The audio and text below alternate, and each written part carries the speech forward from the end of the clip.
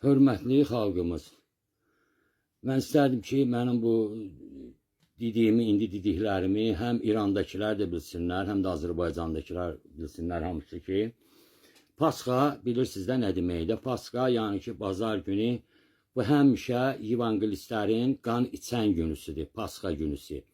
O ki, İran ilə Amerika razılığa gəliblər o 2 həftəlik, yəni atəşkəsin dayandırılması məsələsində. Amerika burada oyun oynayır. Həqiqətən. Nəyə görə? Çünki ayın 12-sində onlar, yəni evangelistlərin, bilirsiniz ki, Trump özü də evangelistdir. Bunlar qan içməklə məşğuldular da. Yəni ki, bunu Azərbaycanda çoxları yaxşıca bilirlər ki, həmişə Pasxanın günüsü, o bazar günü qan içirlər. Ona görə də böyük qırğın elə həyata keçirmək istəyirlər bunlar ayın 12-sində. Ona görə də hər bir kəs bunu eşidən, bilən, bu videoya baxan, bunu İran xalqına, İrandakı olanların hamısına bildirsin ki, cəmləşib bir yerdə durmasınlar. Çünki bazar günüsü böyük atəşgah açacaq Amerika tərəfindən, İsrail tərəfindən, yəni onların əlatları olan ərəblər tərəfindən buna yəni hazırlıq görülür. Siz yəni bunu başa düşəsiniz. Məndə olan məlumata görə həqiqətən də bu məlumat dəqiqliklə verilib ki, ayın 12-si Pasxa günüsü bunların evangelistlərin qan içən günüsüdür. Bu barədə dəqiqliklə mənə sözlər deyilibdir. Odur ki, bacarırsınızsa çatdırın ki, İranda bütün xalq cəmləşib bir yerdə olmasınlar. Həmin yerlər atəşə tutulacaq ki, çoxlu qırğın olsun. Çoxlu insan tələfatı, uşaq tələfatı, qadın, qoca, cavan, hamısının tələfatı olsun. Peysərə vurmasın heç kim mənim bu dediyim sözü.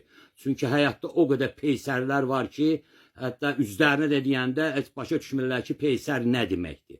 Yəni anlayışları yoxdur bu barədə. Buradan da deyirəm ki, harada beləsinə alçaq, vicdansız peysərlər varsa, 200'lülər, minlər insanlar varsa, başa düşsünlər ki, onlar öz xalqlarının ən böyük düşmənidirlər. Çünki laqeyd insanlardılar belə insanlar. Azərbaycanda da, yer üzündə də belə alçaq, mındar insanlar çoxdular. Çünki onlara söz deyəndə sözü təhlil eləyə bilmirlər. Sözün, yəni ki, haradasa bir sözdən yapışırlar. Niyə? Çünki cavab verə bilmirlər. Sözdən yapışırlar və başlayırlar o sözlə getmək güya ki, özləri ağıllıdırlar. Başları boş, qanmaz insanlar çoxdur həyatda. Bunu özünüz də görürsünüz, ətrafınızda da görürsünüz. Bu, mücadilə eləyənlərə aiddir. Peysərə heç kim vurmasın və başa düşsün ki, həqiqətən İrana böyük atəşlər tutulacaqdır. Ayın 12-si Pasxa günüsü. Evangelistlərin qan içən günüsüdür bu. Bunu hər bir kəs anlasın və gözü ilə görüb götürməsin belə söhbətləri, tez çatdırsın və buna hazırlıq görürsün ki, İranda hamısı bir yerə toplanmasınlar. 100% atəşlər olunacaqdır. Başa düşürsünüzmü? Bu elə-belə söhbət deyil, mən zarafat eləmirəm. Yəni ki, həqiqəti deyirəm sizə. Amma həqiqəti hər bir kəs ayrı cürə başa düşür. Hər bir necə başqa cürə görür. Çünki laldılar, kordular, başı boşdular. Başı boş insan heç vaxt ona söz deyəndə, ya bir söhbət eləyəndə oturar onu təhlil eləyər ki, niyə görə bu söz deyildi və bu sözün mənası nədir və bunu necə başa düşmək lazımdır. Qanmazlar çoxdur həyatda. Görürsünüz də 10 milyon xalqın içərisində, 10 milyon xalqın içərisində 4-5 nəfər sizi başa salır. Və mənə həqiqətən də Sankt Peterburqdan da, Moskvadan da zəng vurdular, dedilər ki, Allah sizdən razı olsun ki, həqiqətən vaxtında qalxıb sözü düdüz və Azərbaycandan İrana qarşı əskərlər, yəni döyüş hazırlanmadı. Çünki bu aeroportlar Azərbaycanda 5 dənə aeroport elə-belə açılmayıbdır. Bu aeroportlar Amerikaya və İsrailə məxsus olmalıydı, oradan işlər görülməlidir. Yenə də yaxşı ki, Avropada iminlə mənə deyirlər ki, Avropada olanlar Qabildir, Elmandır, Elşaddır, Orxandır, Manafdır, sizdir Zəki kişi, böyük hücum elədiniz, söhbət apardınız ki, İrana qarşı müharibə eləmək olmaz və necə deyərlər, bu söhbəti böyük şişirtdiniz. Ona görə də İlham çəkindi, qorxdu, bu müharibəyə getmədi, başa düşdü ki, həm hərbidə də onun üstünə qalxan olacaq, həm prokuraturiyada, həm necə deyərlər, Daxili İşlər Nazirinin, həm də xalq. Yəni bu şeyə dözməyəcək və hava yeri aparıb Azərbaycan vətəndaşlarını qırdırmaq lazımdır. Yenə də mən sizə təkrar edirəm öz sözümü ki, təşkilatlanmayan cəmiyyət ölümə məhkumdur. Başa düşürsünüzmü? Ona görə də bizim bu yaxınlarda yəni çıxıb mənim bir söhbətim də olacaq. Yaxşı təklif, sülh məramlı bir təklif qoyacağıq ortalığa. Yəni bu köhnə sülh məramlı təklifdir. Amma biz bunu olduqca geniş şəkildə onun infrastrukturu haqqında hər şey deyəcəyik ki, dünya dövlətləri bundan dərs alsın və fikirləşsinlər və istəsələr belə bir bizim təklif elədiyimiz bir təklifi, bu hamısı Qabilin əqidə qardaşlarıdır. Yəni ki, indi biz də burada bu təklifi qoyacağıq ki, bu təklif həyata keçməsi üçün birinci növbədə diktator rejimi, biqeyrət, cındır, biqeyrət Köpəyoğlu İlhamın komandası məhv olunmalıdır, yox olunmalıdır Azərbaycandan. Ondan sonra bunu biz həyata keçirdə biləcəyik. Həm İranda, həm Azərbaycanda. Bu çox gözəl bir təklifdir, böyük bir sülh məramlı bir təklifdir. Həqiqət, amma bu başıboş peysərlər bunu qanmırlar. Bunlar çünki qanmazdılar. Bunlar elə bilirlər ki, bunlar olsa qurbanlıq qoyundular. Yani İlham ve onun komandası qurbanlıq qoyundu və bunu qurban eləyəcəklər. Bunu da ki, ən böyük oyunçular həyata keçirdir və keçirdəcəklər də axıracan da bunun nöqtəsini basacaqlar ki, bu həmçinin Azərbaycanda belə bir rejim olmasın.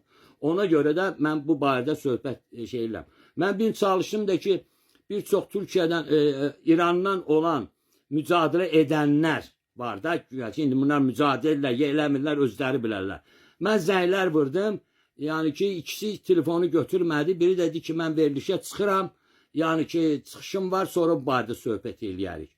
Başa düşürsünüz, mən istərdim ki, bu Pasxa barəsində də dedim ki, vəziyyət belədir, bacarırsansa İrana xəbər elə gələn ki, cəmaət bir yerə çox toplaşmasın. Nə qədər çox toplum olsa, ondan sonra raket ateşləri, bomba ateşləri atılacaq ki, çoxlu qan tökülsün. Yəni bu evangelistlərin qanı çən günüsüdür, Pasxa günüsü. Başa düşün, başlanğıcında ayın 12-sində bunu %100% gözləmək olar. Başa düşürsünüzmü? Yəni bunu həyata keçirmək istəyəcəklər. Ona görə də bütün İranda olan, dövlət başında olanlar da, necə deyərlər, döyüş aparanlar da, müqabilə bağlayanlar da mənim dediyim bu sözə fikir versinlər və imkan verməsinlər ki, İranda bütün cəmaət bir yerə toplansın. Çünki Tehrana böyük ateşlər açılıbdır, Təbrizin özünə, bir çox ərazilərə, dağıntılar, böyük dağıntılar var. Ona görə də hamı bu günləri ancaq İranın parçalanmasına imkan verməməlidir. Çünki bütöv İran, bütöv Azərbaycan deməkdir. Bunu hər bir kəs qanmalıdır. Bütöv İran, bütöv Azərbaycan deməkdir. Min illərlə yox, 10 min illərlə oranı Oğuz bəyləri, Oğuz türkləri idarə ediblər və onu bütöv saxlayıblar. Makedoniyalı İskəndər də bir şey eləyənmədi, Parfiyanlar da heç nə eləyənmədi, Rus imperiyası da heç nə eləyənmədi, Avropanın da bir çox hücumçuları heç nə eləyənmədi. Kimlər gəlib həmişə orada, Elxanilər də gəldilər, onlar da tab oldular. Başa düşün. Çünki bizim ola əcdadlarımız hər şeyi dərinliyi ilə aparıb. Biz də onların davamçılarıyıq və İranın parçalanması daim Böyük Azərbaycanın üstünə hücum olunmaq üçün yaradılır. Başa düşün. İranı parçalayıb Böyük Azərbaycan həyata keçirmək istəyirlərsə, bu daim Azərbaycanın qolquçunu bağlamaq üçündür. Daim əsəb, gərginlik üçündür. Ona görə bütöv İran, bütöv Azərbaycan deməkdir. Bunu çatdırın hamıya, İranda da bütün hərbiçilər bilsin, bütün siyasətçilər bilsin ki, bütöv İran, bütöv Azərbaycan deməkdir. İndi onun adı nə cür nə olunacaq, gələcək, necə qoyulacaq, amma o bütöv Azərbaycan deməkdir. Hamı bu alçaq, mındar rejimə qarşı, İlhama qarşı təşkilatlarsın, bunların ağzını cıraq, məhv eləyək bunları. Qabillə irəli deyə, Elşadla irəli deyə, Qabilin əqildə qardaşlarının irəli deyə, bu rejimi məhv edib tapdalamaq lazımdır və zindana soxmaq lazımdır. Öpürəm hamınızı qəlbən, Allah əmanəti, Allah əmanəti.